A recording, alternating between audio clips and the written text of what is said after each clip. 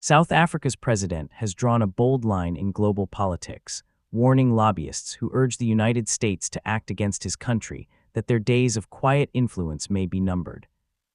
And the consequences could reshape diplomacy far beyond Pretoria.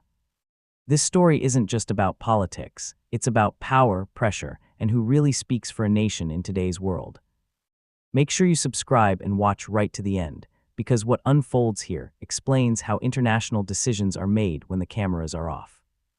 Picture private meetings in Washington, subtle phone calls across continents, and carefully written briefings designed to push one country to discipline another. Now pause and ask yourself, when powerful outsiders lobby global superpowers, are they protecting values or advancing private interests? That question sits at the center of President Cyril Ramaphosa's latest vow, and it opens a window into how influence quietly travels through modern geopolitics. Ramaphosa's statement arrives at a tense moment for South Africa, when its international relationships are under heavy scrutiny and its domestic audience is watching closely. By warning against lobbyists who campaign for U.S. action, he is signaling that national sovereignty is not something to be negotiated behind closed doors. His words suggest a country determined to defend its voice, even as global pressure grows louder. For years, lobbyists have acted as bridges between governments, corporations, and foreign institutions, often shaping narratives long before official talks begin. In the South African case, some of these voices have tried to persuade Washington that Pretoria should be corrected, punished, or redirected. Ramaphosa's vow reframes that practice, turning attention to who benefits when outside actors define a nation's reputation. Behind the scenes, influence rarely looks dramatic. It shows up as policy papers, informal briefings, and selective storytelling that presents one version of reality to powerful decision-makers. When these narratives reach the United States, they can influence trade policy, investment flows, and diplomatic posture. That is why Ramaphosa's warning feels less symbolic and more like a defensive move in a high-stakes information battle. Critics of foreign lobbying argue that it blurs the boundary between cooperation and interference. A government may appear independent on the surface, while important choices are quietly nudged from abroad. By speaking out, Ramaphosa is challenging that hidden layer of diplomacy, suggesting that Africa's largest economies should not be managed through whispers in foreign corridors. As this story unfolds, it connects directly to how global power actually works, not how it is advertised. If you want to keep understanding the real forces shaping nations, alliances, and economic futures, subscribe now and stay with us. Because stories like this reveal what happens when leadership confronts influence instead of accommodating it. Ramaphosa's tone also reflects a broader political calculation at home. South Africans expect their leaders to defend national dignity while still engaging the world responsibly. By confronting lobbyists publicly, he positions himself as both cooperative and firm, balancing diplomacy with a message that external pressure must respect domestic authority. This stance resonates beyond South Africa. Across the global South, leaders are increasingly sensitive to how narratives about their countries are written overseas. When lobbying campaigns portray governments negatively, they can affect investment confidence and international standing. Ramaphosa's vow taps into a shared concern about reputation being shaped without local consent.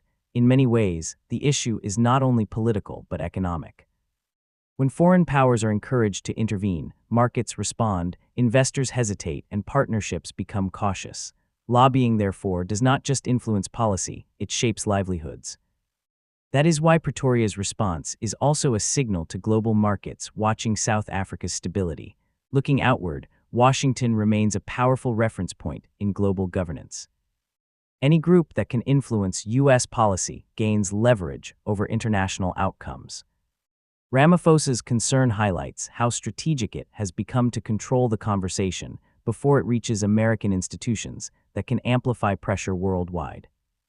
Historically, lobbying was framed as representation, but today it operates more like competitive storytelling. Different actors push contrasting versions of truth to shape reactions.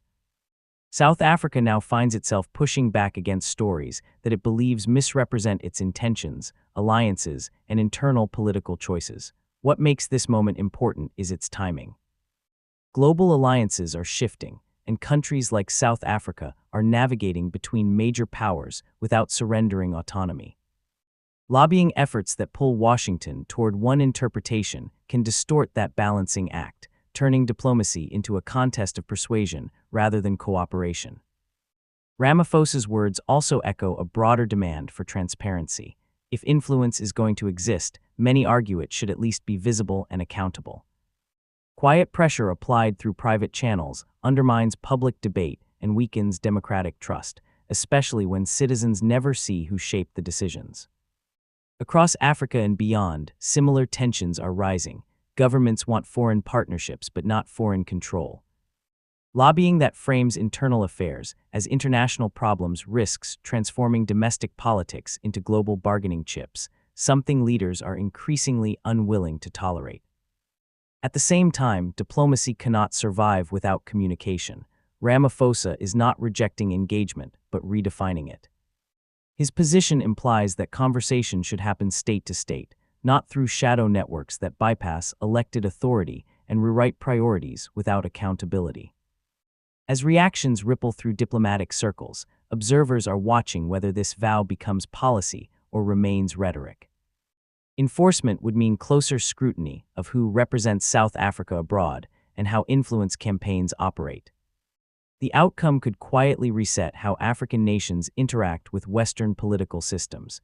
Beyond politics, the human side remains crucial. Decisions shaped by foreign pressure affect jobs, trade, education, and development. When lobbying influences sanctions, aid, or investment, ordinary people feel the results long after negotiations end. That reality makes Ramaphosa's warning more than just presidential language. In the end, Ramaphosa's crackdown vow tells a deeper story about modern power, where nations must protect their voice in a world crowded with persuasive outsiders. South Africa's move signals that sovereignty, reputation, and influence are now openly contested, not quietly assumed. Stay with us as we continue unpacking how these battles shape global futures. And don't forget to subscribe and watch to the end, so you never miss the stories behind the headlines that truly define our world.